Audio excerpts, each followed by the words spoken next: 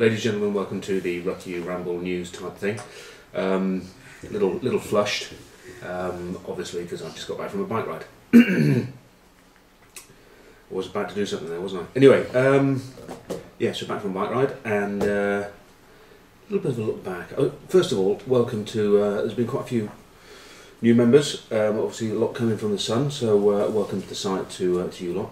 I was thinking maybe we should, we could put up a sort of a notice with, you know, some of the stalwarts, some of the old timers, some of the faithful, you know, just to let people know what they were like. But then I think you'd get, you know, you look at the list of sort of Docker, Harry's Boy, Guy Harris, Moki, I mean, Dowie, all that. But you then on the list, you know, you wouldn't sort of have, you know, aging sort of old fool. You know, you just have pervert, deviant, pervert, deviant, wouldn't you? Got a few people off. So anyway, welcome to the pervert deviant side. Six Nations. What a great end. Not a great tournament, championship I think, but and a few, to me, there's a few, you know, team of the tournament. A few things to point out I think. Team of the tournament. The Irish, I think. Game of the tournament. France-Ireland was a great game. Probably, let's be honest, the only game in terms of rugby. Some great bits of rugby, but then for sheer tension and everything else, you think it's got to be Ireland-Wales as the game of the tournament. Player of the tournament, Bullshaw was away, which is a bit of a shame. He would have been a shoe-in. I think it has to go to O'Driscoll. O'Connell was good, but just not good enough. I think O'Driscoll was back to his best. Ref of the tournament, I think it still goes to Wayne Barnes for the quarter-final of the World Cup. Not sure why, just because it amuses the hell out of anyone in the Northern Hemisphere. He will be the ref of the century. Selection of the tournament, Bergamasco, number 9 against England. That was good. So there were a few bits. I mean, the Irish Grand Slam, yeah, I think they're the most consistent team. The Welsh, probably bizarrely put up as the most disappointing team. Started well and just ended up being a wee bit predictable. Loads of talent, lost the way a bit. England, let's be honest, jury's still out. You know, finished much better.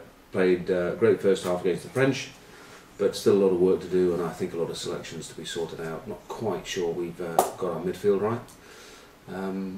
Or our back row.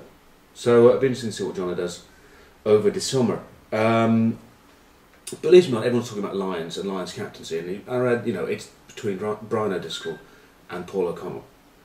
I think that's bullshit. It doesn't have to go to the guys who won the Grand Slam or the Championship. I mean, just because do we say Brian O'Driscoll's the best captain because Ireland won the Grand Slam? No, he might have been in the best team. You could look at a guy, you know, Ryan Jones might be a better captain than him. You know, who knows? Borthwick might be a better captain than him.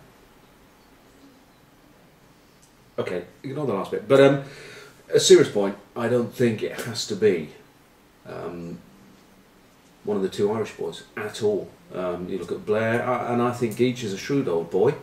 And I reckon there are 3 or 4 guys who will be in contention, and the Heineken Cup will play a big part of that. So I'm not sure that is anywhere near decided, and I don't actually think it's down to the two of them. It's not because I was bitter because I wasn't Lions captain at all. The Lions, it's going to be good, isn't it? A few good games. Obviously, next week we might even chat about the Super 14. Might do. Some good Heineken Cup coming up, but the Lions saw. That's what it's all about, isn't it? Brings out the best in people. And they're going to South Africa. Luckily, not New Zealand. New Zealand is an interesting place to go, but quite claustrophobic. One of my favourite moments in New Zealand was we were sitting in the bar because I was allowed out in this bar with Peter Winterbottom, Mike Teague, Wade Dooley, all my heroes, and me. And I'd been allowed to come along. Not sure why. Amusement really, something to slap. So I had a shandy and a bag of crisps. I was allowed a bag of crisps, and I was sitting with the big boys and he kept getting these guys coming up, going, oh, they have something to do. There's something wrong with the eyebrows with Kiwis, isn't there? Just keep. And so he kept going, oh, yeah, British Lions. Oh, yeah. What do you think of the beer? You know, everything. What do you think of the lager? Aye. What do you think of the pub? What do you think of the road outside? What do you think of the trees? And eventually Wince, who doesn't take kindly to a lot of people, eventually this one goes, oh, Peter Wince, my hero. Oh, mate, what do you think of the styling? And Wince eventually just looked at me and said, mate, you're not blonde, you don't have big tits, so fuck off. Which I quite liked. T was there. But no, they go to South Africa, which is slightly different. It has different problems, different issues. Beautiful country. It's a stunning country. One of my favourites. But they do have the odd problem. I remember being in a bar. Not that I spent most of my time in bars, obviously on tours. But I was in there with Leonard and Gus after we played. This was after we played Northern Lions, so obviously South Africa, in Pretoria, and we were quite chuffed. We won the game, and Jerry was all perky, although he was still behind Jason and I, because we were at the bar. It was. He never used to buy around.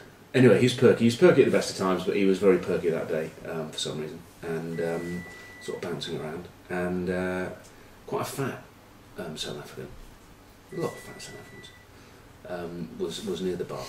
And he turned around and he said, I'll tell you, you were lucky to die, eh? You're lucky. We won't be so lucky next week, eh? And sort of sneaking around Gabriel. And Jerry was like, you know, bouncing around. He goes, hey mate, you know. And he got quite close to him. This boy had sort of long coat on, and he said, you know, do I remind you of Muhammad Ali? I don't know what the hell he was on, but he was on something. And they gave him a little slap. He said, you know, float like a butterfly, sting like a bee. Gave him all that line. And the fat Yarpy just went, I don't like you. And Jason, hey, you know, giving it all that. You know, Jason and I will look at each other like that. And this boy just moves his coat, and there's a big magnum in his belt. No jokes. Jerry, gone. You're not a coward, Jerry, but he's gone.